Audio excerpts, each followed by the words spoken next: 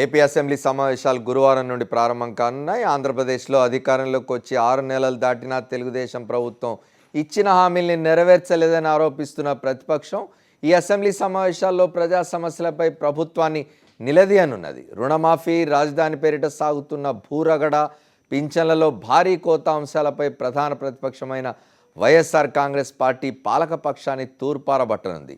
ఇక అసెంబ్లీలో ప్రాతినిధ్యం లేని కాంగ్రెస్ పార్టీ శాసన మండలిలో ప్రభుత్వాన్ని ఎండగట్టాలని నిర్ణయించింది. దీనిపై చర్చలో పాల్గొనేందుకు సీనియర్ పాత్రికేయులు అమర్నాథ్ మనతో ఉన్నారు. అట్లాగే భారతీయ జనతా పార్టీ సీనియర్ నాయకులు రఘునాథ్ బాబు గారు, వైఎస్ఆర్ కాంగ్రెస్ శాసనసభాపక్ష ఉపనేత ముత్యాల నాయుడు గారు కూడా స్టూడియోలో ఉన్నారు మనతో మాట్లాడడానికి. కాంగ్రెస్ నేత మాజీ శాసనసభ్యులు మల్లాది విష్ణు విజయవాడ నుంచి, టీడీపీ శాసనసభ్యులు బోండా ఉమామహేశ్వరరావు గారు హైదరాబాద్ నుంచి లైవ్లో మనతో పాల్గొంటారు. ఈ చర్చ ప్రారంభించే ముందు అసెంబ్లీని అట్టుడికించే సమస్యలు ఏమిటో ఒకసారి చూద్దాం.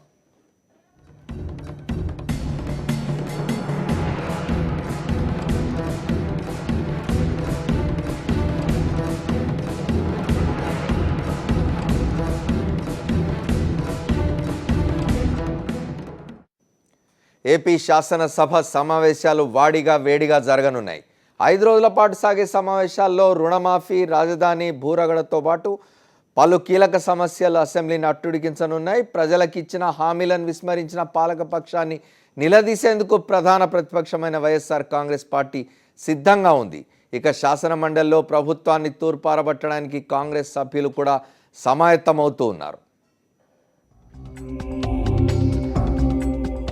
ఆంధ్రప్రదేశ్ శాసనసభ సమావేశాలు గురువారం నుంచి ఆరంభం కానున్నాయి. 5 రోజుల పాటు సమావేశాలు జరిగే అవకాశాలున్నాయి. ఈ సమావేశాల్లో వివిధ ప్రజా సమస్యలపై ప్రభుత్వాన్ని నిలదీయాలని వైఎస్ఆర్ కాంగ్రెస్ పార్టీ నిర్ణయించింది.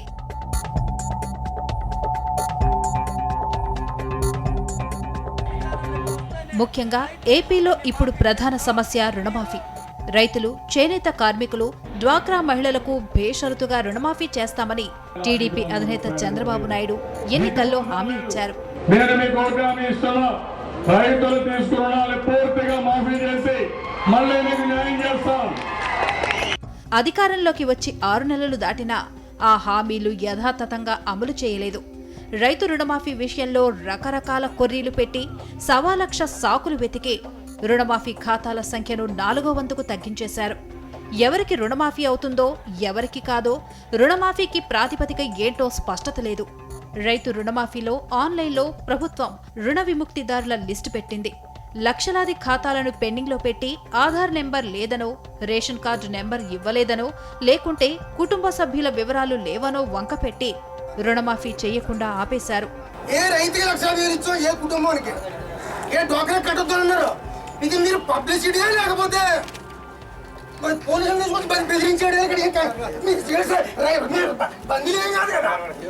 ఇక డ్వాక్రా మహిళల విషయంలో అయితే 1.5 లక్షల దాకా రుణాలు మాఫీ అవుతాయని ఆశలు పెట్టుకున్న ఆడపడుచులకు టీడీపీ ప్రభుత్వం మొండిచేయి చూపించింది. ఇస్తే ఒక్కో సభ్యురాలికి 10,000 చొప్పున రుణం మాఫీ చేస్తామని చంద్రబాబు చల్లగా చెప్పారు. ఇక చేనేత రుణాల విషయంలోనూ డిటో.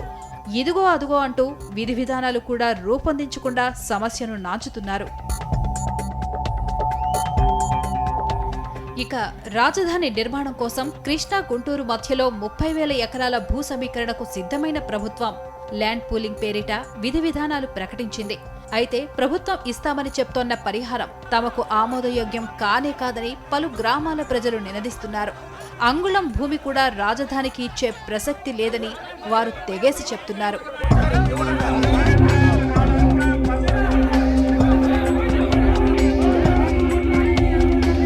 వృద్ధులు, వికలాంగులు, వితంతు మహిళలకిచ్చే పింఛన్లలో ఏపీ ప్రభుత్వం భారీగా కోత విధించింది. మొన్నటిదాకా పింఛన్లు అందుకున్న వారు ఇప్పుడు అనర్హులైపోయారు. దాంతో మా కడుపు కొట్టారంటూ అభాగ్యులు తల్లడిల్లిపోతున్నారు.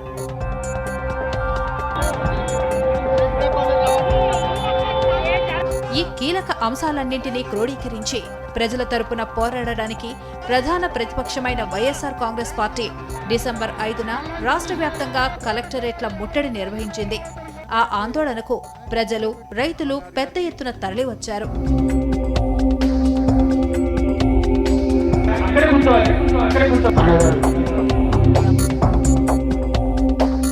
బయట ప్రభుత్వ ప్రజా వ్యతిరేక విధానాలపై పోరాటం సాగిస్తున్న వైఎస్ఆర్ కాంగ్రెస్ పార్టీ గురువారం నుంచి ఆరంభం కాబోయే అసెంబ్లీ సమావేశాల్లోనూ ప్రజల తరపున గొంతెత్తడానికి సిద్ధమైంది. ఈ 6 నెలల్లో ఏ ఒక్క మాట నిలబెట్టుకోకుండా అన్ని రంగాలలో వైఫల్యం చెందినటువంటి ప్రభుత్వాన్ని అన్ని రకాల నిలదీస్తాం. ప్రజల తరపున ఏదైతే రాష్ట్రంలో ప్రజలు ఇబ్బంది పడుతున్నారో వీటన్నిటిపైన కూడా గట్టిగా మాట్లాడడం జరుగుతుంది, ఇంక్లూడింగ్ రాజధాని అంశంతో పాటు. ప్రభుత్వం తప్పించుకోవడానికి స్టేట్మెంట్ల పూర్వకంగానో లేకపోతే ఇంకొక రకంగానో ఆలోచన చేస్తే గట్టిగా అడ్డుకుంటాం. ముఖ్యమైన అంశాలు వీటన్నిటిపైన స్పష్టమైనటువంటి సమాధానం ప్రభుత్వం నుంచి వచ్చేంత వరకు, ప్రజలకు మేలు జరుగుతుంది అన్న అంశం పైన వాళ్ళ దగ్గర నుంచి సమాధానం రాబట్టేంత వరకు గట్టిగా పోరాటం జరుగుతుంది. ఏపీ అసెంబ్లీలో ప్రతిపక్ష స్థానంలో వైఎస్ఆర్ కాంగ్రెస్ పార్టీ ఒక్కటే ఉంది. అయితే అసెంబ్లీ బయట మాత్రం రుణమాఫీతో పాటు ఇతర సమస్యలపై వామపక్షాలు, కాంగ్రెస్ పార్టీ కూడా టీడీపీ వైఖరిపై నిప్పులు చెరుగుతున్నాయి. కాంగ్రెస్ పార్టీ అయితే శాసనమండలిలో ప్రభుత్వాన్ని ఎండగట్టాలని భావిస్తోంది. శాసనమండలి సమావేశాలను కనీసం 10 రోజుల పాటు నిర్వహించాలని మండలిలో Congress floor leader C Ramachandraiah demand చేస్తున్నారు. ఈ మేరకు అందుబాటులో ఉన్న కాంగ్రెస్ ఎమ్మెల్సీలతో రామచంద్రయ్య సమావేశం నిర్వహించారు. టీడీపీ ప్రభుత్వాన్ని మండలిలో నిలదీస్తామని ఆయన అంటున్నారు. బెనిఫిషియల్ స్కీమ్స్, అది పెన్షన్స్ అయితే అయినా కానివ్వండి, ఇంకా వేరే ప్రభుత్వ పరంగా వచ్చేటువంటి సదుపాయాలు ఏమున్నా కూడా ఒక రాజ్యాంగేతరటువంటి శక్తులను కొందరిని పెట్టి జిల్లాల్లో వాళ్ళ ద్వారా సెలెక్ట్ చేయించేటువంటి పరిస్థితి జరుగుతుంది. సో వీటిపైన కూడా మేము ప్రభుత్వ దృష్టికి తీసుకురావాలనేటువంటి చర్చ జరిగింది. కనీసం 10 రోజులైనా జరపాల్సిన అవసరం ఉంది, కనీసం 10 వర్కింగ్ డేస్ అన్నా ఉండాల్సిన అవసరం ఉంది. అది కూడా మేము డిమాండ్ చేయబోతాం. కాబట్టి మొత్తం పైన ప్రజల సమస్యలు ప్రధానంగా ఉండేటివన్నీ చర్చకు తీసుకొస్తాము రేపు కౌన్సిల్ మీటింగ్లో. మాకెటు అసెంబ్లీలో మాకు ప్రజెన్స్ లేదు కాబట్టి కౌన్సిల్లో మేము ఇవన్నీ ఎఫెక్టివ్గా ప్రభుత్వ దృష్టికి తీసుకొచ్చి దానికి సొల్యూషన్స్ తీసుకొచ్చేటువంటి పరిస్థితి తీసుకొస్తామనేది ఉంది, అందరూ డిస్కస్ చేశారు. మొత్తానికి అటు అసెంబ్లీ ఇటు శాసనమండలి సమావేశాలు పాలకపక్షాన్ని ముప్పు తిప్పలు పెట్టి 3 చెరువుల నీళ్లు తాగించడం ఖాయమని పరిశీలకులంటున్నారు. ఆంధ్రప్రదేశ్ శాసనసభ శీతాకాల సమావేశాలు రేపటి నుంచి ప్రారంభం కాబోతూ ఉన్నాయి. ఈసారి ప్రధానంగా 2 అంశాల మీద చర్చ బాగా జరగాల్సిన అవసరం, జరిగే పరిస్థితి కూడా కనిపిస్తుంది. ఒకటి, ప్రభుత్వం గత 6 మాసాల క్రితం ప్రభుత్వం ఏర్పడిన తర్వాత జరిగిన 2 శాసనసభ సమావేశాల్లోనూ కాకుండా బయట ఏర్పరిచిన 2 సంస్థలు, ఒకటి రైతు సాధికార సంస్థ, రెండవది క్రీడా CRDA capital region development authority అని ఇట్లాంటి 2 సంస్థలు, ప్రధానమైన సంస్థలను ఏర్పాటు చేయడం జరిగింది. వీటిని చట్టబద్ధం చేయాల్సిన అవసరం ఉంది. ఇప్పుడు 5 రోజుల పాటు సమావేశాలు జరగబోతున్నాయి. 5 రోజుల సమావేశాల్లో ఈ 2 సంస్థలకు చట్టబద్ధత తీసుకురావడానికి ప్రభుత్వ పక్షం ప్రయత్నించవచ్చు. అలాగే ప్రతిపక్షం బయట ఇప్పటివరకు చేస్తున్న ఆందోళనల్ని మళ్ళీ శాసనసభలో కూడా ప్రతిబింబించే, శాసన మండలిలో ప్రతిబింబించే ప్రయత్నాలు చేయవచ్చు. అమర్నాథ్ గారు చెప్పండి, రేపటి నుంచి 5 రోజుల పాటు జరగబోతున్నాయి శీతాకాల సమావేశాలు ఆంధ్రప్రదేశ్ శాసనసభ, మీరు ఎట్లా చూస్తున్నారు? 5 రోజుల పాటు జరుగుతున్నాయి, కానీ ఇది సరిపోదన్నది నిర్వివాదాంశం. ఇప్పుడు సమస్య కనీసం 10 రోజులు ఉండాలని డిమాండ్ ఉన్నది. అంటే 10 రోజులు ఉండాలని చేస్తుంది, కానీ ఎంతైనా ఇప్పుడు 5 రోజులు జరపడానికి వారు నిర్ణయించారు. దాంట్లో ఒక రోజేమో సంతాపానికి వెళ్ళిపోతుంది, ఇంకా మిగిలేది ఎఫెక్టివ్గా 4 రోజులే. ఈ 4 రోజుల్లో కూడా గొడవలు లేకుండా సాఫీగా జరిగి ఒక అర్థవంతమైన డిస్కషన్ జరుగుతుందని మనం ఆశించాలి. గత 6 మాసాల కాలంలో ఒక సిట్టింగ్ శాసనసభ్యుడు వెంకటరమణ చనిపోయింది కనుక ఒక రోజుతోటే అయిపోతుంది, ఆ రోజున అడ్జర్న్ అయిపోతుంది. యూజువల్గా సిట్టింగ్ మెంబర్ ఎవరు చనిపోయినా మొదటి రోజు సంతాప తీర్మానం ఆమోదించి ఆ రోజున అడ్జర్న్ అవుతుంది. ఆ తర్వాత బిజినెస్ టేకప్ చేసేది 19వ తేదీ నుంచే. తర్వాత 4 రోజులే ఉంటుంది, ఎఫెక్టివ్గా 4 రోజులే వర్కింగ్ డేస్ ఉంటాయి. దీనికి సమయం సరిపోదు ఒకటి. రెండోది ఉన్న సమయాన్ని కూడా సద్వినియోగం చేసుకోవాలి. ప్రభుత్వం ప్రవేశపెట్టే బిల్లులు కూడా ఈ చర్చలు ఎంత అవసరమో ఆ బిల్లులు పాస్ చేయడం కూడా అంతే అవసరం.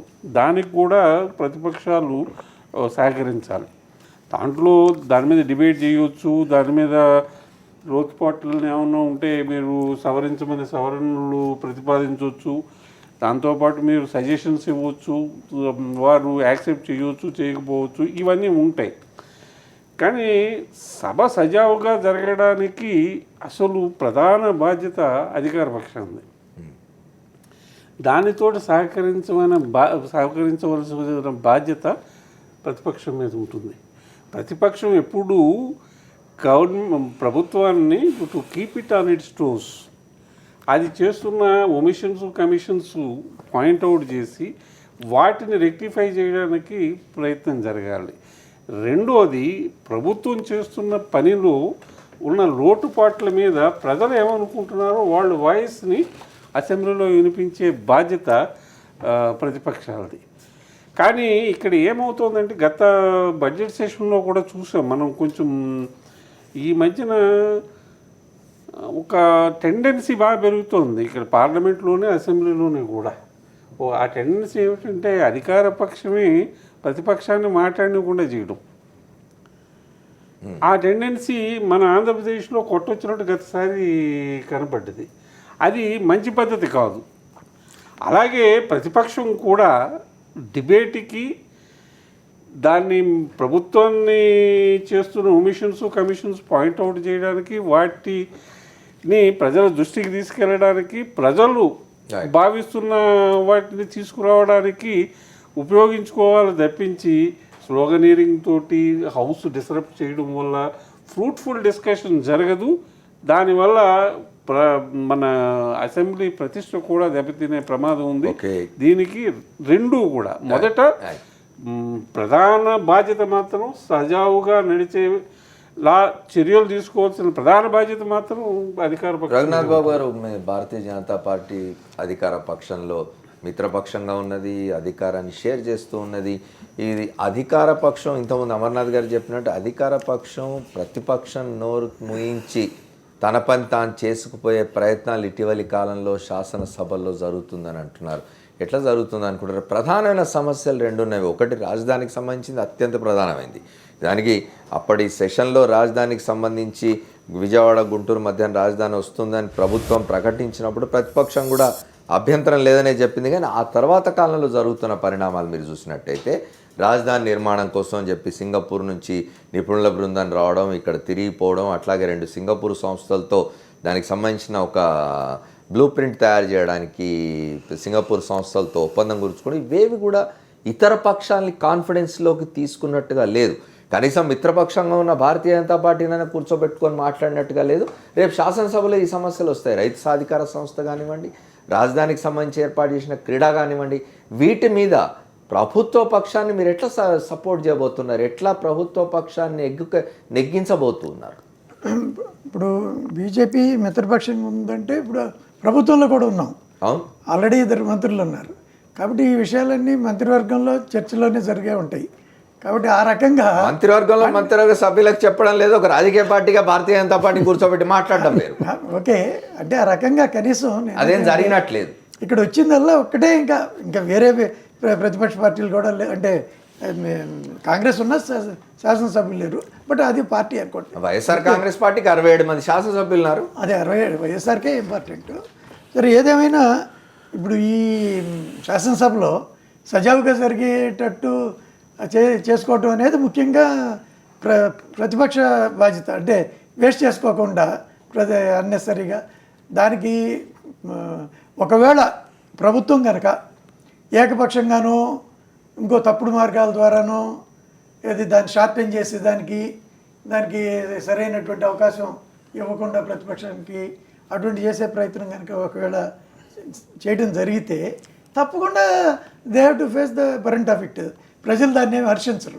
కాబట్టి ఇది ఒక రోజులో వాళ్ళు ఎవరేమి చేయలేకపోయినా ప్రభుత్వం ఇలాంటి చేస్తున్నటువంటి చర్యలు తప్పకుండా దానికి ప్రజలు వీళ్ళని ప్రభుత్వాన్ని భవిష్యత్తులో అయినా సమర్థించడానికి ఇది క్యారెక్టర్ బిల్డింగ్ అవుతుంది.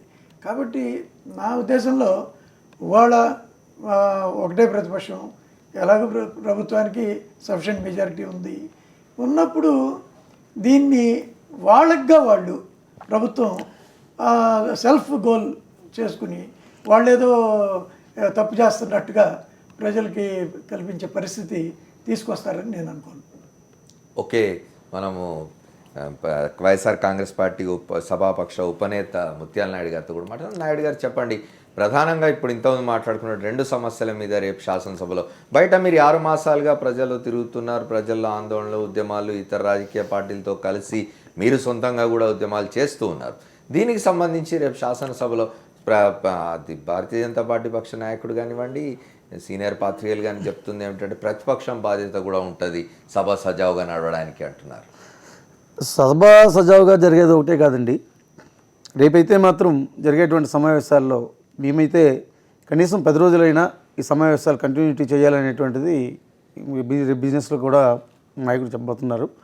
ఎందుకంటే ఉన్న 5 రోజుల్లో ఒకరోజు తిరుపతి ఎమ్మెల్యే గారు చనిపోవటం వలన రేపు అది సంతాపం తెలియపరిచిన తర్వాత ఎజెండా అవుతుంది. కానీ ప్రస్తుత పరిస్థితుల్లో రాష్ట్రంలో ఉన్నటువంటి అనేకమైనటువంటి సమస్యలు ఉన్నాయి. ఈ 1-2 తీర్మానాలనే కాదు, ముఖ్యంగా రైతుల తాలూకా రుణమాఫీ ఉంది. రుణమాఫీలో చంద్రబాబు నాయుడు గారు చెప్పింది ఏముందంటే అప్పుడు ఎన్నికల ముందు వాళ్ళ మేనిఫెస్టోలో కూడా ఉంది, వ్యవసాయ రుణాలన్నీ కూడా మొట్టమొదటి సంతకం చేసి అవన్నీ కూడా మాఫీ చేస్తామని చెప్పారు. ఇప్పుడేమో దాన్ని తీసుకొని కోట కమిటీ వేశారు. కోట కమిటీ నెల తీసుకొని మళ్ళీ అది తప్పించుకొని ఇప్పుడేమో 50,000 రూపాయల దాకా ఉన్నటువంటి లోన్ ఏమో మేము ఒకసారి మాఫీ చేస్తాము, మిగతా లోన్లన్నీ కూడా 5 విడతలుగా మాఫీ చేస్తామని చెప్తున్నారు అసలు. కానీ రుణము అనేటువంటిది 50,000 రూపాయల దాకా తీసుకుంటామని ఆయన మాటకి చేతలకి ఎక్కడ కూడా పొంతన ఉండట్లా అసలు. ఇది రాష్ట్ర యావత్తు కూడా రైతాంగం అంతా కూడా చూస్తూ ఉన్నారు. ముఖ్యంగా ఏంటంటే 50,000 రూపాయలకి అసలు ప్లస్ ఇంట్రెస్ట్ కలిపి 50,100 అయినా సరే దాన్ని ఏమో 5 విడతలకి తీసుకుంటున్నారు అసలు. ఓకే, వాస్తవంగా రుణం అనేటప్పటికీ ఇంట్రెస్ట్తో కలిపి రాదు అసలు. ఒక రైతు 50,000 రూపాయలు రుణం తీసుకున్నాడు అనుకుంటే ఇంట్రెస్ట్తో సంబంధం లేకుండా ఇవన్నీ శాసనసభలో మీరు చర్చిస్తారు. రేపు చర్చిస్తాం అయితే ఎట్లా నెగ్గుకు రాబోతున్నారు, ఎట్లా ప్రభుత్వాన్ని 2 విషయాల్లో, ఒకటి రాజధాని నిర్మాణానికి సంబంధించి ఏర్పాటు చేయబోతున్న క్రీడా అనే సంస్థ, రెండోది రైతు రుణమాఫీకి సంబంధించి రైతు సాధికార సంస్థ, ఈ రెండింటికి చట్టబద్ధత అయితే రావాల్సిన అవసరం ఉన్నది. ఇవన్నీ బయట ప్రకటించింది ప్రభుత్వం, ప్రకటించింది, కానీ ఆచరణలోకి తీసుకురావట్లేదు అసలు. మాట్లాడేది ఒకటి చేస్తున్నారు, పనుల వరకు ఒకటి చేస్తున్నారు. అదొకటేనే కాదు, డ్వాక్రా అక్కచెల్లెమ్మల తాలూకు లోన్లు కూడా అన్నీ కూడా మాఫీ చేస్తామని చెప్పారు. ఇప్పుడేమో ఒక్కొక్క డ్వాక్రా మహిళకి 10,000 రూపాయలు చొప్పున ఇస్తామంటున్నారు అసలు. 14,000 పైచీలకు రుణాలు మాఫీ చేయాలి డ్వాక్రా అక్కచెల్లెమ్మల తాలూకు.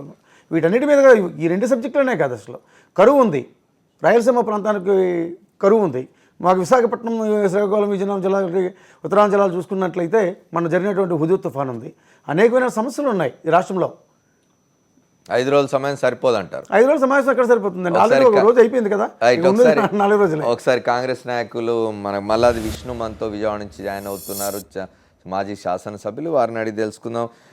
సమస్యలు చాలా ఉన్నాయి విష్ణు గారు. అయితే శాసనసభ శీతాకాల సమావేశాలు, ఆంధ్రప్రదేశ్ శీతాకాల సమావేశాలు 5 రోజుల పాటే జరగబోతున్నాయి.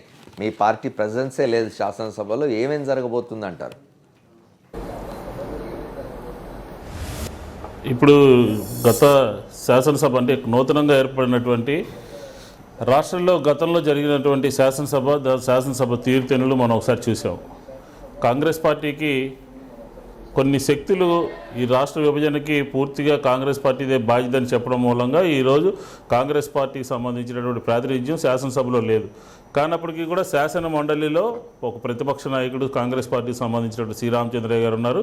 అనేక విషయాల మీద దాన్ని నిలదీసి ఈ ప్రభుత్వం చేస్తున్నటువంటి తప్పులు, లేకపోతే ఈ ప్రభుత్వం ఈ విధంగా ఉండాలి అని చెప్పడం కోసం కాంగ్రెస్ పార్టీ శాసన మండలిలో తన ప్రయత్నం తను చేయబోతా ఉంది. కానీ ముఖ్యంగా శాసనసభలో ఈరోజు శాసనసభలో మొన్న జరిగినటువంటి తీరు అంటే ప్రభుత్వము తను చేస్తున్నటువంటి ప్రజల పట్ల చేస్తున్నటువంటి ప్రజా సంక్షేమ కార్యక్రమాలు కానీ, ప్రజల పట్ల చేస్తున్నటువంటి కార్యక్రమాలు కానీ సరిగా ఉన్నాయా లేదా అని చెప్పేటటువంటి బాధ్యత, ప్రజల యొక్క గొంతుని వినిపించేటటువంటి బాధ్యత శాసనసభలో ప్రతిపక్షానికి ఉంటుంది. డెమోక్రటిక్ ఫండమెంటల్ ప్రిన్సిపల్స్ ప్రకారం ఈరోజు శాసనసభలో టీడీపీ దానికి వ్యతిరేకంగా ప్రవర్తిస్తుందని చెప్పి గత శాసనసభ సమావేశాలు జరిగినటువంటి తీరుతెన్నులు మనం గమనిస్తాం, మనకు తెలిసినాయి. రేపు యాక్చువల్గా శీతాకాల సమావేశాలు 10 రోజుల పాటు పెట్టాల్సింది 5 రోజుల పాటే పెట్టారు. ఈ గొంతు నొక్కేటటువంటి కార్యక్రమము బిజినెస్ అడ్వైజరీ కమిటీ నుంచి ప్రారంభమవుతోంది. ఓకే, ప్రతిపక్షానికి సంబంధించినటువంటి ప్రాతినిధ్యాన్ని బిజినెస్ అడ్వైజరీ కమిటీలో తగ్గించేసి అక్కడి నుంచే ఈ గొంతు నొక్కేటటువంటి కార్యక్రమము మొదలవుతుందని చెప్పి గతంలో జరిగినటువంటి సంఘటనలు బట్టి మనకు తెలుస్తూ ఉంది. ఎందుకంటే ప్రతిపక్ష పార్టీ శాసనసభ్యులు కానీ లేకపోతే ప్రతిపక్ష పార్టీ నాయకుడు కానీ ఈ ప్రభుత్వాన్ని ప్రశ్నించాల్సినటువంటి బాధ్యత అవసరం కూడా ఉన్నది శాసనసభలో. ఆ ప్రయత్నం చేస్తున్నప్పుడు వ్యక్తిగతంగా దాడి చేయటము, లేకపోతే ఈ ప్రతిపక్ష నాయకుడి మీద 10 మంది మంత్రులు కానీ లేకపోతే మొత్తం యావత్ ప్రభుత్వంలో ఉన్నటువంటి మంత్రులందరూ కూడా ఒక వ్యక్తి మీద దాడి చేయడం అనేది మనం జరిగినటువంటి శాసనసభలో చూసాం. అది సరైనటువంటిది కాదు. ఎందుకంటే ప్రతిపక్షము ప్రభుత్వాన్ని ప్రశ్నించాల్సినటువంటి అవసరం ఉంది, ప్రభుత్వం ఆ తప్పును సరి చేసుకోవాల్సినటువంటి అవసరం ఉంది, దానికి సమాధానం చెప్పాల్సినటువంటి బాధ్యత కూడా ప్రభుత్వం మీద ఉంది. ఆ విధంగా మన జరిగినటువంటి శాసనసభలో జరగలేదు. ఈరోజు ఈ రాష్ట్రంలో ప్రధానమైనటువంటి అంశాలు 5 ఉన్నాయి. రైతుల రుణమాఫీ కానీ, పెన్షన్ల తొలగింపు కానీ, రైతుల ఆత్మహత్యలు కానీ, హుదూద్ తుఫాన్లో జరిగినటువంటి అవకతవకలు కానీ, లేకపోతే 2 3 బిల్స్ ప్రధానమైనటువంటి బిల్స్ ఉన్నాయి కానీ, ఇవన్నీ కూడా చర్చకు అవకాశం ఇచ్చే విధంగా ప్రభుత్వం ప్రవర్తించాల్సినటువంటి అవసరం ఉన్నది. ఏకపక్షంగా వ్యవహరించడం మూలంగా ఇలాంటి బిల్స్ అన్నీ కూడా సరైన చర్చ కాకుండా గిల్టిన్ అవడం మూలంగా కూడా ప్రజలకి ఇబ్బందులు కలుగుతాయి. ప్రజలకి ఇబ్బందుల మూలంగా ప్రజలందరూ కూడా బిల్స్ గిల్టిన్ అవడం మూలంగా ప్రజలందరూ కూడా ఇబ్బందులు పడతారు. సరైనటువంటి కాదు. ఇంకొక ప్రధానమైనటువంటి అంశము ఏమండి, మీరు చెప్తున్న బిల్స్ ఏమిటి? ఈ బిల్స్ ఇప్పుడు భూసేకరణకు సంబంధించినటువంటి క్రీడాకు సంబంధించి రైతు సాధికార సంస్థకు సంబంధించే కదా మీరు చెప్పేది? అవును, సంస్థ కానీ లేకపోతే ఈ కొన్ని గ్రామాల్ని దత్తత తీసుకోవాలని చెప్పేటటువంటి కార్యక్రమం కానీ లేకపోతే భూసేకరణకు సంబంధించినటువంటి కానీ ఈ అంశాల్లో సమగ్రంగా చర్చించాల్సినటువంటి అవసరం ఉంది. ఇంకొక ప్రధానమైనటువంటి అంశం అంటే శాసనసభలో లేనటువంటి నాయకుల గురించి పదే మాట్లాడి ఏదో అవినీతి జరిగింది, అవినీతి అని చెప్పని ప్రజా సమస్యలు గొంతు నొక్కేటటువంటి ప్రయత్నం ఈ ప్రభుత్వం చేస్తూ ఉంది. ఇది సరైనటువంటి విధానం కాదు. ప్రజాస్వామ్యంలో చర్చల ద్వారానే సమస్యలు పరిష్కారం అవుతాయి. ఆ విధానాన్ని ప్రభుత్వం అవలంబించాల్సినటువంటి అవసరం ఉంది, ఆ విధంగా వెళ్లాల్సినటువంటి అవసరం ఉంది. అంతే తప్ప మొత్తం డిక్టేటర్షిప్ గానో లేకపోతే ఎదురుదాడితోనో ప్రజా సమస్యలు ప్రతిపక్షం గొంతు నొక్కేటటువంటి ప్రయత్నం చేయడం కాదు. ఎందుకంటే ఈ రాష్ట్రంలో 45% ఓట్లు వచ్చినటువంటి పార్టీ శాసనసభలో ఉంది కాబట్టి దానికి అనుగుణంగా మాట్లాడించాల్సినటువంటి బాధ్యత స్పీకర్ మీద, ప్రభుత్వం మీద కూడా ఉంది. మళ్ళీ వస్తాను మీ దగ్గరికి. మీ పాయింట్ నాకు అర్థమైంది, ఇక్కడున్న మిగతా పెద్దలకు కూడా అర్థమైంది. మళ్ళీ మీ దగ్గరకు వస్తాను. బోండా ఉమామహేశ్వరరావు గారు తెలుగుదేశం పార్టీ శాసనసభ్యులు కూడా మనతో జాయిన్ అయ్యారు. అధికార పక్షం ప్రతిపక్షం యొక్క గొంతు నొక్కే కార్యక్రమం చేస్తుందని ఇంతకుముందు విష్ణు గారు చెప్తూ ఉన్నారు. సభలో లేని వాళ్ళు, దివంగతులైన వారి గురించి మాట్లాడి కాలయాపన చేస్తున్నారని ఒక విమర్శ కూడా చేస్తున్నారు. దాని మీద ఉమామహేశ్వరరావు గారితో మాట్లాడే ముందు ఒక షార్ట్ బ్రేక్ తీసుకుందాం.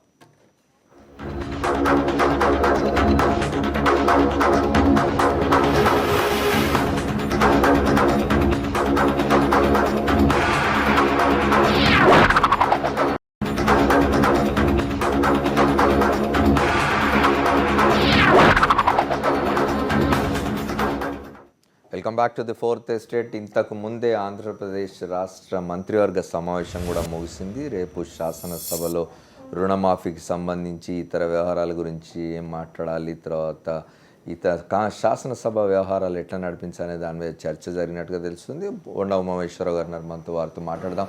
ఉమామహేశ్వరరావు గారు ఇంతకుముందు మిగతా పెద్దలు మాట్లాడింది విన్నారు. భారతీయ జనతా పార్టీ నాయకులు రఘునాథ్ బాబు గారు ఉన్నారు, అట్లాగే వైఎస్ఆర్ కాంగ్రెస్ పార్టీ తరఫున పార్టీ శాసనసభాపక్ష ఉపనేత ముత్యాల నాయుడు గారు ఉన్నారు, అట్లాగే విష్ణు గారు ఉన్నారు మనతో విజయవాడ నుంచి. వారు మాట్లాడినవి విన్నారు. అమర్నాథ్ గారు కూడా మాట్లాడింది. మీరు చెప్పండి, ప్రభుత్వ పక్షం ప్రతిపక్షం గొంతు నొక్కే ప్రయత్నం చేస్తుందనే ఆరోపణను మీరేమంటారు? 5 రోజులే సమావేశాలు పెట్టారు, సమస్యలు అనేకం ఉన్నాయి చర్చించాల్సినవి, తర్వాత కొన్నిటికి చట్టబద్ధత కల్పించాల్సి ఉంది. ఇవన్నీ ఎట్లా నెట్టుకు రాగలం అనుకుంటున్నారు మీరు?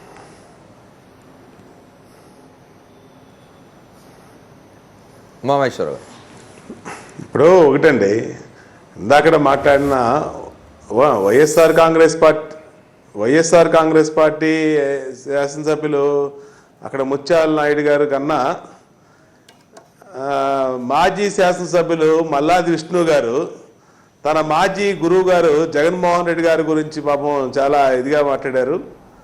ఆయన బాధని అర్థం చేసుకుంటున్నా నేను.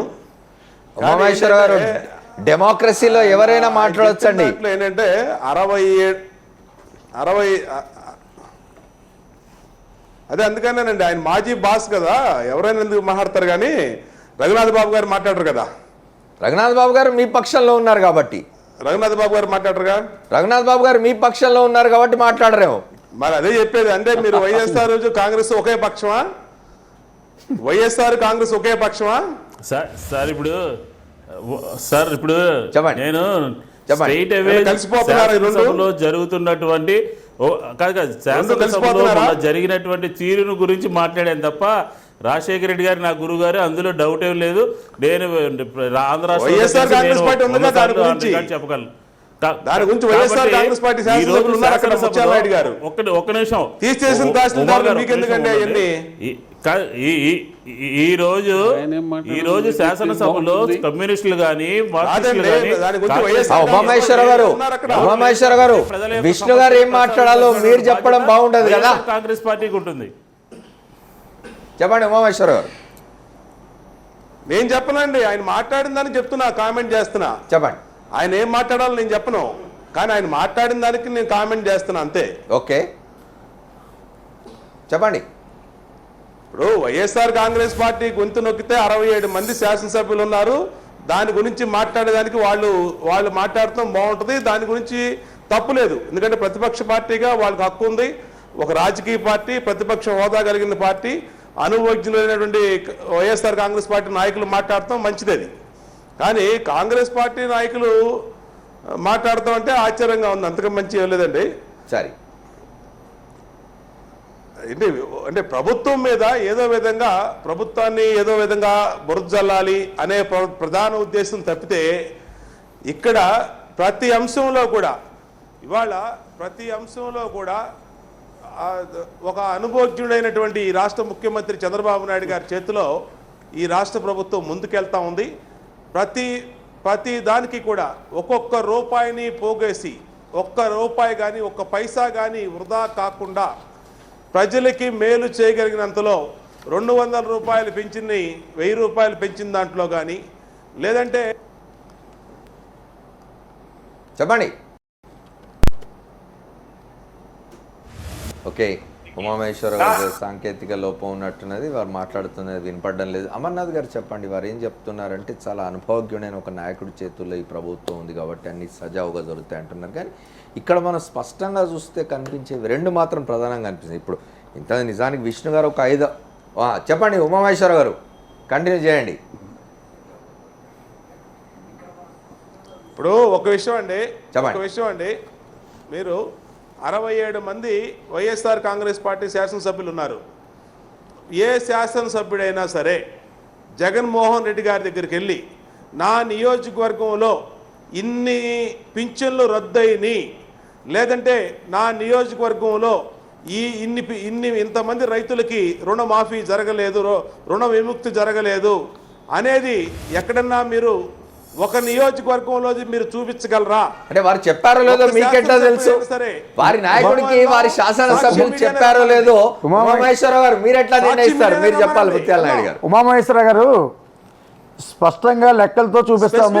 చెప్పండి. ఉమామహేశ్వర గారు జనరల్ గా చెప్తున్నారు, స్పెసిఫిక్ గా ఒక నియోజకవర్గం చెప్పమని అంటున్నా. స్పెసిఫిక్ గా నా నియోజకవర్గం ఉంది, మోడల్ నియోజకవర్గం విశాఖపట్నం జిల్లా. ప్రతి గ్రామంలో కూడా రాజశేఖర రెడ్డి గారు ఇచ్చినటువంటి పెన్షన్ తొలగించినటువంటి ఉందండి. రండి, మీరు ఎప్పుడైనా సరే నేను చర్చకి సిద్ధంగా ఉన్నాను. నేను ఉమామహేశ్వర గారు, ఉమామహేశ్వర గారు, మీరు వెళ్దాం రండి, మనం పోయి తేల్చుకుందాం అనే కంటే ముందు రేపటి నుంచి శాసనసభ జరగబోతోంది, అందులో మాట్లాడండి. అందులో ఏం మాట్లాడతారో చెప్పండి. ఇప్పుడు బడ్జెట్ సమావేశాల సందర్భంగా 67 మంది వైఎస్ఆర్ కాంగ్రెస్ శాసనసభ్యులు ఉన్నారని మీరు పదే చెప్తూ ఉన్నారు.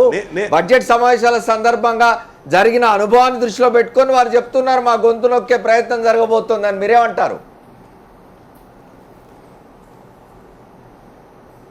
గొంతు నొక్కడానికి అసలు అది లైవ్ టెలికాస్ట్ జరుగుతున్నప్పుడు అనుభవజ్ఞులైనటువంటి వైఎస్ఆర్ కాంగ్రెస్ పార్టీ నాయకులు ఉన్నప్పుడు గొంతు నొక్కారు, పేక పట్టుకున్నారు, ఎన్ని ఊరిని అబద్ధపు ప్రచారాలు తప్పితే ఏమన్నా అర్థం అబద్ధం ప్రచారం కాదండి ఉమామేశ్వర గారు. గత అసెంబ్లీ సమావేశాల్లో చూశారు కదా, జగన్మోహన్ రెడ్డి గారి కొంత ఎవరు నొక్కుతారా? గత అసెంబ్లీ సమావేశాల్లో ఏం జరిగింది, మీరు ఏం చేశారని చూశారు కదా, ఏముంది, ఏం చూసాం? అంతా మీడియాలో చూశారు, అంతా కూడాను. ఎక్కడ మాట్లాడినిచ్చారు స్పీకర్ గారు కూడా, మీరు మాట్లాడేదానికి ఏమో మధ్యలో ఎప్పుడైతే మీరు కామెంట్ చేస్తానో దాన్ని ఏమో అడ్డం పెట్టి వేరే అవకాశం ఇచ్చేవారు. మా సబ్జెక్ట్ ఎప్పుడు కంటిన్యూ చేయనిచ్చారు స్పీకర్ గారు? ఒక్క నిమిషం. ఎప్పుడు కూడా మధ్యలో ఆఫ్ చేసేవారు, మైక్ కట్ చేసేవారు. ఇప్పుడు కాదండి, మీకైతే 15 నిమిషాలు 15 నిమిషాలు ఇచ్చేవారు టైం, మాకైతే కేవలం 3-4 నిమిషాలతో మైక్ కట్ చేసేవారు. కాదండి, ఒక్క నిమిషం ముత్యాలరెడ్డి గారు చెప్పండి మహేశ్వర గారు. డిఎస్సి సమావేశంలో మీకెంత టైం ఇచ్చామో ప్రతిపక్ష పార్టీకి ఆ టైం ప్రకారం మీరు మాట్లాడారో లేదో రేపొద్దున్న అసెంబ్లీ ఉంది, రేపొద్దున్న మళ్ళీ కావాలంటే అక్కడ కూర్చుందాం. మీకు జరిగినటువంటి రోజులెన్ని, మీకు ప్రతిపక్ష పార్టీకి ఇచ్చిన అలాట్ చేసినటువంటి టైం ఎంత, మీరు మాట్లాడిన టైం ఎంత ఆన్ రికార్డు విజువల్స్తో సహా ఉంటుంది. దీంట్లో ఎవరు మీరు కానీ నేను కానీ అబద్ధం చెప్పడానికి లేదు, మీరు కానీ నేను కానీ ఇద్దరం కూడా. ఓకే, ఒకసారి అమర్నాథ్ గారితో చూద్దాం రేపు వెళ్ళండి. ఒక్క నిమిషం ఉమామేశ్వర్ గారు, గత శాసనసభ బడ్జెట్ సమావేశాల సందర్భంగా బడ్జెట్ సమావేశాల్లో బడ్జెట్ మీద ప్రతిపక్ష నాయకుడు ప్రసంగాన్ని సాగనివ్వలేదు సభలో అని చెప్పి బయటకు వచ్చి పత్రికాగోష్ఠి పెట్టుకొని చెప్పినామని చెప్పి వైఎస్ఆర్ కాంగ్రెస్ పార్టీ ప్రధాన ప్రతిపక్షం విమర్శించింది. ఇంకోటి, ఇప్పుడు ఉమామేశ్వర్ గారు చెప్తున్నారు అన్ని సజావుగా జరగాల్సిందే, జరుగుతాయని చెప్తున్నారు. కానీ ఇప్పుడు జరుగుతాయనే కాన్ఫిడెన్స్ ప్రభుత్వ పక్షానికి ఉన్నప్పుడు కొన్ని ముఖ్యమైన వ్యవస్థల్ని, క్రీడా కానివ్వండి, రైతు సాధికార సంస్థ కానివ్వండి, ఇట్లాంటి వాటిని శాసనసభ వెలుపల నిర్ణయాలు తీసుకోవాల్సిన అవసరం వచ్చిందని చెప్పి అందరు అడుగుతున్నారు. క్రీడా లాంటివి ఇప్పుడు బిల్లు పెట్టి పాస్ చేయించుకోవాలి. లేదు అంటే అంతకుముందు దాన్ని చట్ట ప్రతిపత్తి కల్పించాలి అంటే ఆర్డినెన్స్ తీసుకురావాలి. ఇక్కడ బిల్లు ప్రవేశపెట్టలేదు, అక్కడ ఆర్డినెన్స్ తీసుకురానివ్వలేదు. కానీ ఆ సంస్థని తరపున సింగపూర్ ప్రభుత్వంతో ఒప్పందం చేసుకున్నారని వారే ప్రకటించుకున్నారు. అది సింగపూర్ ప్రభుత్వం కూడా కదండి, సింగపూర్ సంస్థలతోటి దానికి చట్ట ప్రతిపత్తి లేని ఒక సంస్థ ఇప్పుడు ఏర్పాటు చేస్తాం. అది ఏర్పడ్డాక ఇప్పుడు ఎప్పుడైనా సరే ఇంటర్ సెషన్లో 2 సెషన్ల మధ్యన ఏదైనా అత్యవసరంగా ఏదైనా వ్యవస్థను ఏర్పాటు చేయాలన్నా లేకపోతే ఏ చట్టాన్నైనా తీసుకురావాలని అనుకున్నా గవర్నర్ ద్వారా ఆర్డినెన్స్ జారీ చేయించుకోవచ్చు. దానికి మంత్రివర్గం ఆమోదించి గవర్నర్కి పంపిస్తే గవర్నర్ ఆమోదం తెలిపి దాన్ని ఆర్డినెన్స్ తీసుకురావచ్చు. అలా జరగలేదు. అలా జరగకుండా దీన్ని మేము ఒక సంస్థని క్రియేట్ చేస్తున్నాం, దానికి బిల్లును తయారు చేసాం. ఆ బిల్లులో ఏముందో మళ్ళీ ఇప్పటికైతే అధికారికంగా ప్రకటించిన ఆ బిల్లులో ఏముందో కానీ పత్రికలకు అన్నిటికీ తెలుసు. పత్రికలకు రిలీజ్ చేశారు, అది ఆఫ్ ది రికార్డు రిలీజ్ చేశారు. అంటే అధికారికంగా కాక అనాధికారికంగా వాళ్ళ చేతుల్లో పెట్టారు. దాని మీద రిపోర్ట్ అయింది. అలాంటి విషయాల్లో ఇప్పుడు దాన్ని చట్టం చేసుకోవాలి. ఇప్పుడు చేసుకోవాల్సిన బాధ్యత ప్రభుత్వం మీద ఉంది.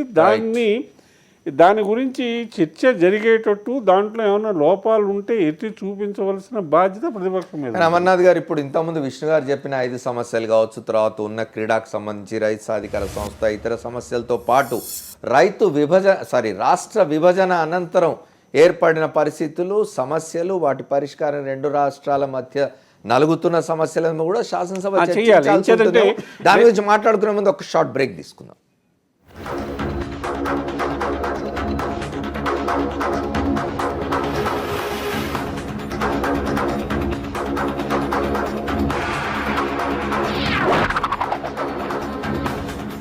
Welcome back to the fourth estate. మనం ఇంతమంది మాట్లాడుకుంటున్నట్టుగా అమర్నాథ్ గారు చెప్పండి, ఇన్ని సమస్యలతో పాటు ఇప్పుడు చాలా సమస్యలు ఉన్నాయి. ఉద్యోగాలకు సంబంధించి కానీ, హుదూద్ తుఫాన్కి సంబంధించి కానీ. హుదూద్ తుఫాన్ మీద ఎంతసేపు విశాఖపట్నం నగరాన్ని గురించి మాట్లాడుతున్నారు తప్ప రూరల్ ఏరియాస్ గురించి, విశాఖపట్నం రూరల్ ఏరియాస్, విజయనగరం, శ్రీకాకుళం జిల్లాల గురించి మాట్లాడడం లేదని విమర్శ.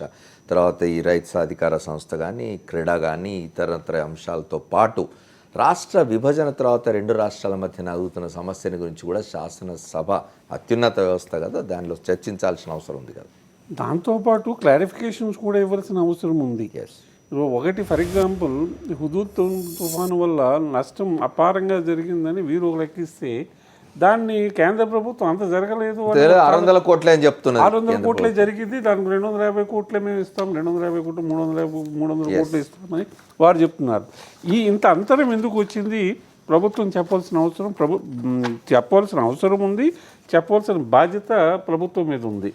రెండోది, నిన్న కేంద్ర మంత్రి వెంకయ్యనాయుడు ప్రెస్ కాన్ఫరెన్స్ పెట్టి మరీ చెప్తున్నారు, విభజన జరిగినప్పుడు చాలా అవకతవకలు జరిగినాయి, దాంట్లో కొన్ని అసలు విభజన బిల్లులోనే మార్పులు అవసరం ఉందేమో, దీన్ని ఎలా తీసుకురావాలి? ఇప్పుడు విభజన బిల్లులో అవకతవకలు జరిగినాయని నిర్ధారణకి కేంద్ర ప్రభుత్వం వచ్చినట్టు కనపడుతోంది. దానికి ఇప్పుడు రాజ్యాంగ సవరణ చేయాలా, చట్ట సవరణ చేస్తే సరిపోతుందా అన్న విషయాన్ని పరిశీలిస్తారని చెప్పారు. ఓకే, అంటే వారు చేసిన పరిశీలనలో ఇప్పటికీ దాంట్లో అవకతవకలు అంటే కొన్ని లోపాలు ఉన్నాయన్నది వారు గుర్తించినట్టు కనపడుతోంది.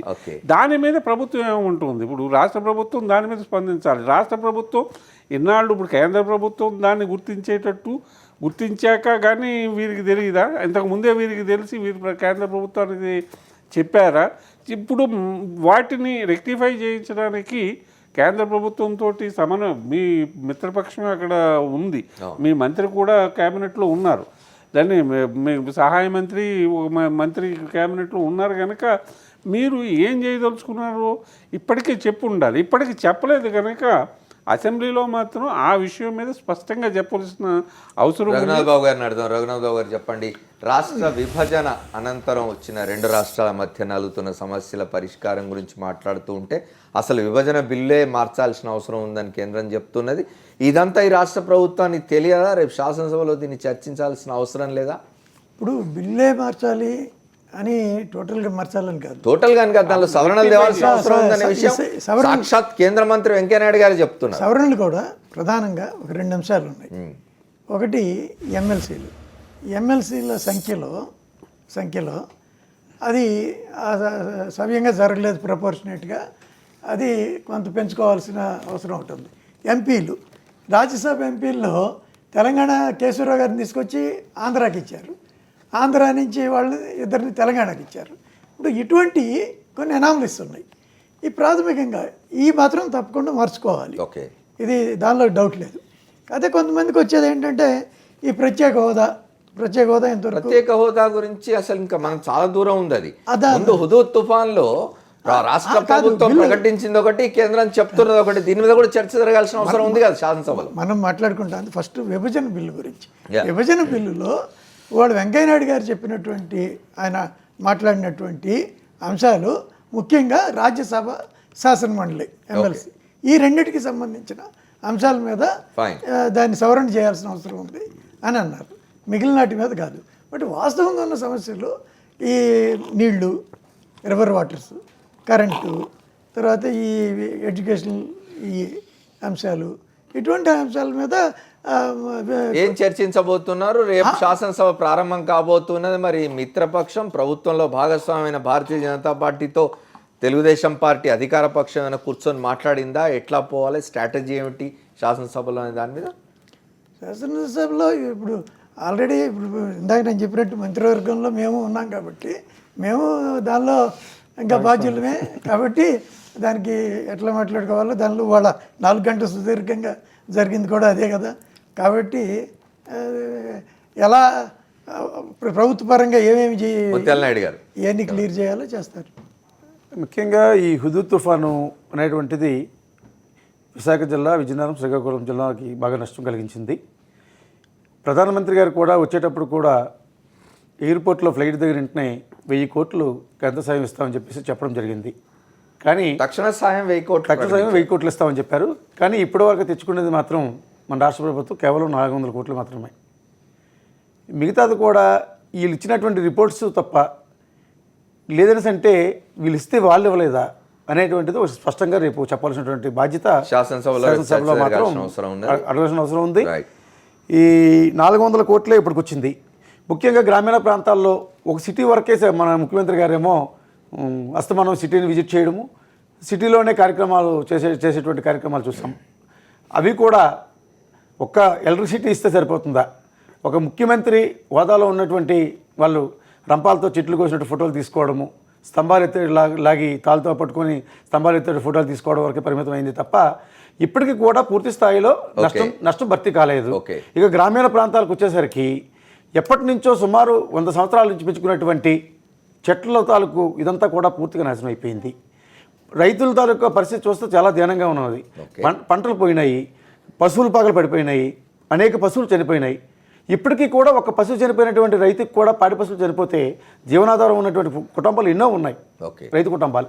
ఇప్పటికి కూడా జరిగినటువంటి పశు నష్టానికి ₹1 కూడా ఇచ్చినటువంటి పాపానికి ఈ రాష్ట్ర ప్రభుత్వం లేదు. ఓకే, మనం ఒకసారి విష్ణు గారిని కూడా అడుగుదాం. విష్ణు గారు చెప్పండి, శాసనసభలో ఇప్పుడు ఇంతకుముందు మాట్లాడుకున్న విషయాలతో పాటు రాష్ట్ర విభజనకు సంబంధించిన సమస్యలు కూడా చర్చించాల్సిన అవసరం ఉన్నది కదా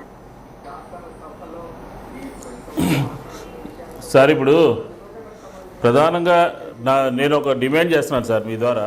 చెప్పండి. ఏంటంటే చంద్రబాబు నాయుడు గారు 2 ఉత్తరాలు ఇచ్చారు, లేకపోతే టీఆర్ఎస్తో గత ఎన్నికల్లో పొత్తు పెట్టుకున్నారు, దాని గురించి వెనక్కి వెళ్ళదలుచుకోవాలా.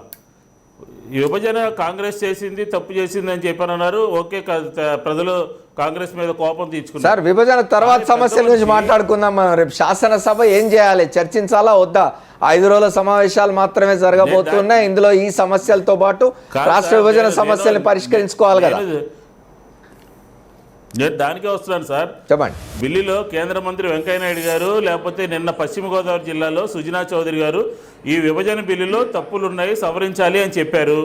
ఆ సవరణలు ఇద్దరు చెప్పారు కాబట్టి చంద్రబాబు నాయుడు గారు సమన్యాయం అని చెప్పని పదే మాట్లాడేటువంటి చంద్రబాబు నాయుడు గారు ఈ విభజన బిల్లు మీద నదీ జలాల మీదేంటి, విద్యా వ్యవస్థ మీదేంటి, విద్యుత్ శక్తి మీదేంటి, క్యాపిటల్ మీదేంటి, ఆర్థిక రంగం మీదేంటి అని ఒక సవరణ చేస్తే ఆ సవరణలు శాసనసభ ద్వారా కేంద్ర ప్రభుత్వానికి వెళ్తే బాగుంటుందని చెప్పని నేను సలహా ఇస్తున్నాను సార్. ఎందుకంటే ఆయన ప్రతిసారి చెప్పేది ఏంటంటే సవరించాలి, సమన్యాయం చేయాలి, నన్ను కనీసం ప్రతిపక్ష నాయకుడు నన్ను అనకుండా చేశారని చెప్పి నిన్నగాక మొన్న కూడా ఎక్కడో మాట్లాడారు. కాబట్టి నేను శాసనసభ ద్వారా ఆయన ఏం చెప్పదలుచుకున్నారు సీమాంధ్ర ప్రజలకి? కాంగ్రెస్ పార్టీ కేంద్రంలో బిల్లు పెట్టి తప్పు చేసింది, మీరు రైట్ చేయమని చెప్పని అడుగుతా ఉన్నాను. ఇది వేదిక, రేపటి నుంచి శాసనసభ సమావేశాలు జరుగుతూ ఉన్నాయి. కేంద్ర మంత్రి వెంకయ్యనాయుడు గారు చెప్పారు సవరణ చేస్తామని చెప్పని, దాన్ని ప్రతిపాదించమని శాసనసభ ద్వారా అడుగుతున్నాను. కాబట్టి దాని ఖచ్చితంగా ఈ సమస్యలు అంటే రాజ్యసభలో బిల్లులో పెట్టినటువంటి సమస్యలు కానీ చంద్రబాబు నాయుడు గారు నన్ను అడగకుండా చేశారని అంటే విష్ణు గారు ఒక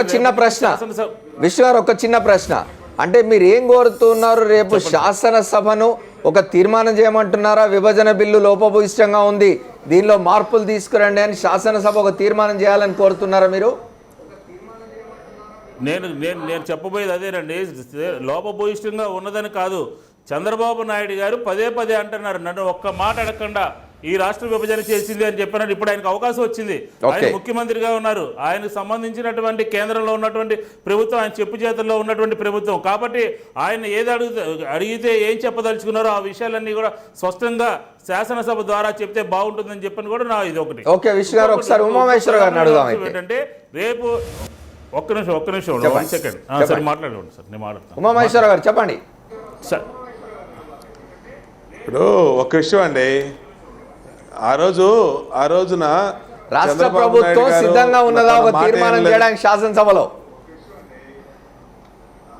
అదేనండి, అది చెప్పండి.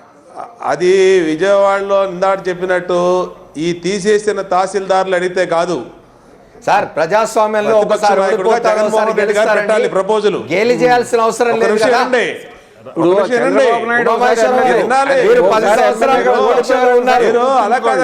మీరు కూడా 10 సంవత్సరాలు అధికారానికి దూరంగా ఉన్నారు, ప్రజలు మిమ్మల్ని తిరస్కరించినారు. తెలుగుదేశం పార్టీ కాదండి, తెలుగుదేశం పార్టీ శాసనసభ్యులకి సాక్షి ఛానల్లో మాట్లాడే దానికి పర్మిషన్ మీకు వచ్చింది, మీరు ఏదో మాకు అవకాశం ఇచ్చారు. కానీ మాకెవరు పర్మిషన్ ఇవ్వలేదండి, ఎవరి పర్మిషన్ కోరలేదు, ఎవరు మాకు పర్మిషన్ ఇవ్వలేదు. ఉమామేశ్వర గారు, ఇప్పుడు మీరు పర్మిషన్ తీసుకోవాలని అందరూ పర్మిషన్ తీసుకోవాలనుకుంటే మీరు మీ నాయకుడి వద్ద పర్మిషన్ తీసుకోవాలి, కానీ మాకెవరు పర్మిషన్ ఇవ్వాల్సిన అవసరం లేదు. చెప్పండి. మాకు పార్టీ టీవీయే లేదు, ఇదేమో మన సాక్షి ఎవరితో అందరికి తెలిసిన విషయం.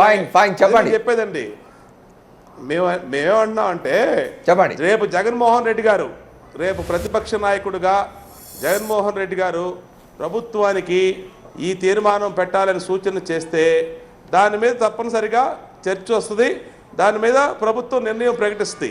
ప్రతిపాదన విష్ణు గారి దగ్గర నుంచి వచ్చింది, మీరు మీ అంతా మీరుగా చేస్తారా అని అడుగుతున్నారు. మేము చేస్తామండి, మేము చేయాల్సింది విష్ణు గారు అంటున్నది అదే. విష్ణు గారు మీరు రియాక్ట్ కావాలా? విష్ణు గారు మీరు రియాక్ట్ కావాలి. కేంద్రంలో ఒక్క నిమిషం ఉమామహేశ్వర గారు, ఒక్క నిమిషం ఆగండి. విష్ణు గారు స్పష్టత ఇస్తారు మీకు. ఉమామహేశ్వర గారు ఒక్క నిమిషం ఆగండి. ఉమామహేశ్వర గారు, కేంద్రంలో ప్రతిరోజు కూడా మేము కోరేది కేంద్రంలో ఇదే. ఇవాళ వెంకయ్య నాయుడు గారి దృష్టికి అనేక సార్లు తీసుకెళ్ళాం, ప్రధానమంత్రి గారి దృష్టికి తీసుకెళ్ళాం, అలాగే అరుణ్ జైట్లీ గారు కానీ రాజ్నాథ్ సింగ్ గారు కానీ వీళ్ళందరి దృష్టికి తీసుకెళ్ళాం. ఏమని? విభజన బిల్లులో చీకట్లో పెట్టి పాస్ చేశారు. విభజన బిల్లులో చాలా లోపాలు ఉన్నాయి, చాలా సవరించాలి. ఆంధ్ర రాష్ట్రానికి తీరని అన్యాయం జరిగింది. ఓకే ఉమామహేశ్వర్ గారు, your point is taken. Naidu గారు కూడా మాట్లాడుతున్నారు. రైట్, మీ పాయింట్ అర్థమైంది. విష్ణు గారు చెప్పండి, వారు ఏమంటారు అంటే మా అంతటా మేము ఎందుకు పెడతాం, వైఎస్ఆర్ కాంగ్రెస్ పార్టీ ప్రతిపాదిస్తుందని అడుగుతున్నారు. సార్ ఇప్పుడు చెప్పండి. బోండా ఉమామహేశ్వరరావు పార్టీ మేము ఓడిపోయామని తీసేసిన తహసీల్దార్లు అని చెప్పి అనవసరం లేదు. 10 సంవత్సరాల పాటు మిమ్మల్ని తీసి పక్కన పడేశారు. విభజన మూలంగా మీరు గెలిచారు, అది గుర్తుపెట్టుకోవాలి. రాజకీయాల్లో ఉన్నప్పుడు మేము శాసనసభలో ఉండటం కోసం మేము రాజకీయాల్లో లేము. 2004లో సంఖ్య చెప్పండి ఉమామహేశ్వరరావు గారు. రాజకీయాల్లో ఉన్నాము. మేము తీసేసిన తహసీల్దార్లమో కాదో, లేకపోతే చివరి ఎన్నికలు కాదు, రాబోయే రోజుల్లో చాలా ఎన్నికలు వస్తే ప్రజలు ఏ నిర్ణయం తీసుకుంటారు చూద్దాం. ఓకే, అది అయిపోయింది. పంచాయతీ ప్రెసిడెంట్, ఒక ఎంపీటీసీ లేనటువంటి పార్టీ తీవ్ర స్థితిలో ఉన్నటువంటి ఉనికిని కోసం టీవీలో ఉమామహేశ్వర గారు, మనం ఇవాళ చర్చిస్తున్నది ఆ అంశం కాదండి. ఉమామహేశ్వర గారు, ఐఎమ్ సారీ, మనం ఇవాళ చర్చిస్తున్న అంశం అది కాదు. రేపు శాసనసభలో ఎటువంటి అంశాలు చర్చకు రావాలి అనే విషయం గురించి మనం మాట్లాడుతూ ఉన్నాం. ఏ పార్టీ ఎప్పుడు ఓడిపోయింది, ఎవరిని తీసేసి తహసీల్దార్ అనాలి అనే విషయం చర్చించడం లేదు. ఆ మాటకు వస్తే చంద్రబాబు నాయుడు గారు అంత అనుభవం గల నాయకుడు, 1983లో ఆయన కూడా ఓడిపోయినారండి. ఓటమి గెలుపు అనేది రాజకీయాల్లో సర్వసాధారణంగా జరుగుతుంటది. దాని గురించి చర్చించడం లేదు. చెప్పండి. వ్యక్తిగతంగా మనం క్రిటిసైజ్ చేసుకోవడానికి ఈ చర్చలోకి రాలేదు. లేదండి, అసలు అంశమే అది కాదు చర్చ. తెలుగుదేశం పార్టీ ఎన్ని చోట్ల ఓడిపోయిందో అది పక్కన, అది డిస్కస్ చేద్దాం, అది కాదు. నేను అనేది ఏంటంటే చంద్రబాబు నాయుడు గారు పదే నన్ను ఒక్క మాట అడగకుండా రాష్ట్ర విభజన చేసింది తెలుగుదేశం కాంగ్రెస్ ప్రభుత్వము, యూపీఏ ప్రభుత్వం అని చెప్తా ఉన్నారు. వెంకయ్యనాయుడు గారు సవరణ చేయాలి. ఏం సవరణలు చేయాలో రేపు ప్రభుత్వ శాసనసభ నాయకుడిగా అందులో ప్రవేశపెట్టమనండి. విద్య పట్ల ఏం చేయాలి, క్యాపిటల్ పట్ల ఏం చేయాలి, లేకపోతే వేరే నిధుల పట్ల ఏం చేయాలి, లోటు బడ్జెట్ ఇంతవరకు రాలేదు ఏం చేయాలని దాని మీద శాసనసభలో చర్చించమని చెప్పండి, తీర్మానం చేయమనండి. అంతే తప్ప ఇంకొకరిని క్రిటిసైజ్ చేయడం కాదు. వాళ్ళ కర్తవ్యాన్ని చేస్తా ఉన్నాము. అధికారంలోకి వచ్చిన తర్వాత ఏ రకంగా కేంద్ర ప్రభుత్వం మీద ఒత్తిడి కామ్గా కూర్చున్నారు. గెలుపు ఓటములు అనేది మాకు సహజమే. కాంగ్రెస్ పార్టీ అప్రతిహాసంగా 10 సంవత్సరాల అధికారంలో ఉంది. చివరి ఎన్నికలు కాదండి, మీరు మంచిదే. మీరు అది అన్ని అడగడానికి వైఎస్ఆర్ కాంగ్రెస్ పార్టీ ఉంది అక్కడ. మీరు రెస్ట్ తీసుకుంటే 10 సంవత్సరాల పాటు హ్యాపీగా. అవినీతి డబ్బు బాగా ఉంది, డబ్బులు లెక్క పెట్టుకోండి.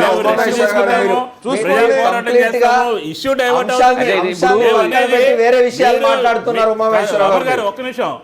శాసనసభలో కూడా విమర్శ అదే ఉన్నది. పదే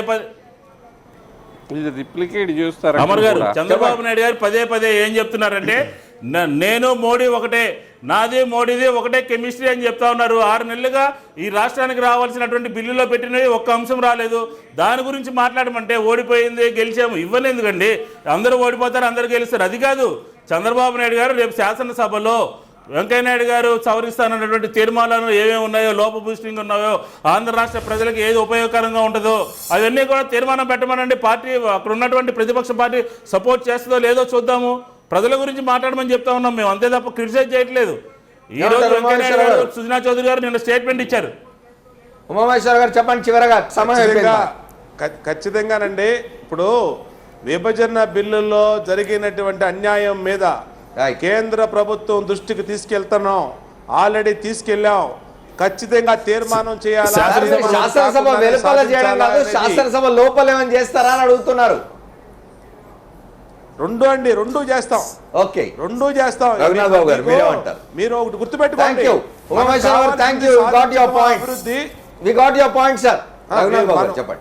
మనకు కావాల్సింది అభివృద్ధి సాధించాలి.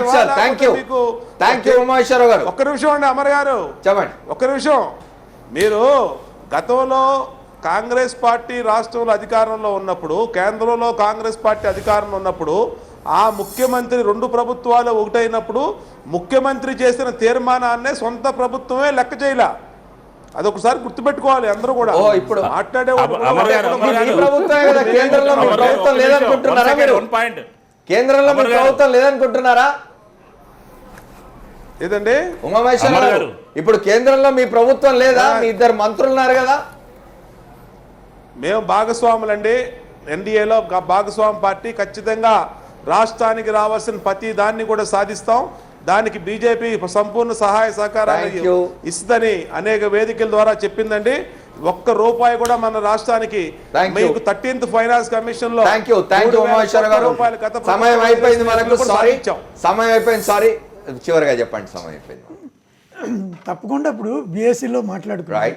ఉన్న సమయం తక్కువ, 4 రోజులు. ఏ మాట్లాడుకోవాలో ప్రాధాన్యత అంశాలను బట్టి చేసుకోవచ్చు. అది శాసనసభలో చర్చిస్తారా, బయట చర్చిస్తారా, ఏదేమైనా రాష్ట్రానికి కావాల్సిన అడగడంలో తప్పు లేదు. ఏమంటే ఇప్పుడు విష్ణు గారు ఒక ప్రతిపాదన చేసినారు, అధికార పక్షమే తీర్మానం పెట్టాలి. దానికి ఉమామహేశ్వరరావు గారు చెప్పారు పెడతామని. దానికి ఇంకా దాని మీద చర్చించాల్సింది అనేది. కానీ రెండు పక్షాలు కూడా, అటు ప్రతిపక్షం ఇటు అధికార పక్షం ప్రతిపక్షం, ఎక్కడైనా సరే ప్రజాస్వామ్యంలో ప్రభుత్వం నడవడానికి శాసనసభ అవసరం. అందుకని శాసనసభను సజావుగా నడపడానికి ఎక్కువ బాధ్యత ప్రతిపక్షం మీద కన్నా అధికార పక్షం మీద ఉంటుంది. థ్యాంక్ యూ అమర్నాథ్ గారు, థ్యాంక్ యూ ముత్యాల నాయుడు గారు, థ్యాంక్ యూ రఘునాథ్ బాబు గారు, అట్లాగే బోండా ఉమామహేశ్వరరావు గారికి ప్రత్యేకంగా కృతజ్ఞతలు, విష్ణు గారికి కూడా ప్రత్యేకంగా కృతజ్ఞతలు. వారు బయట నుంచి మనతో మాట్లాడుతున్నారు, చర్చలో పాల్గొన్నారు. ఏదేమైనా శాసనసభ సమావేశాలు రేపటి నుంచి ప్రారంభం కాబోతున్నాయి. కొద్ది కాలం పొడిగిస్తే మంచిదనే అభిప్రాయం ప్రతిపక్షంలో ఉన్నది. అనేకమైన సమస్యలనే చర్చించడానికి, అట్లాగే శాసనసభ అర్థవంతంగా నడవడానికి ప్రధాన బాధ్యత అధికార పక్షం మీద ఉంటుందని చెప్తున్నారు. ప్రతిపక్ష బాధ్యత కూడా ఉన్నప్పటికీ ఇది ఇవాల్టి చర్చ. రేపటి చర్చలో మళ్ళీ పాల్గొందాం. 4th Estate-లో. Stay tune to Sakshi. This is Amar signing of.